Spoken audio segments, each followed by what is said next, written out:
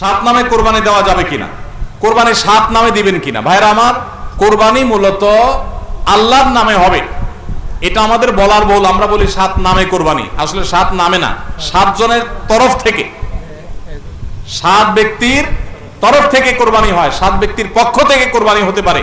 গরুতে, ওটে সর্বোচ্চ সাতটা ভাগ হতে পারে, সাতের নিচে হতে পারে, উপরে হতে পারে না। আবার ভগ্নাংশ হবে না, অর্থাৎ এক ভাগ দুইজনে মিলে নিলে হবে না। বুঝে আসছে কথা?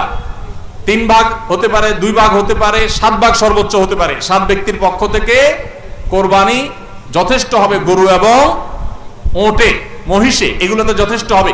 পরিষ্কার নবী করিম সাল্লাল্লাহু আলাইহি ওয়াসাল্লামের হাদিস রয়েছে। আজকাল অনেক আলেমরা এটা নিয়ে, বা কোন আলেমরা এটা নিয়ে মত পার্থক্য করেন, দুর্ভাগ্যজনক সেটা।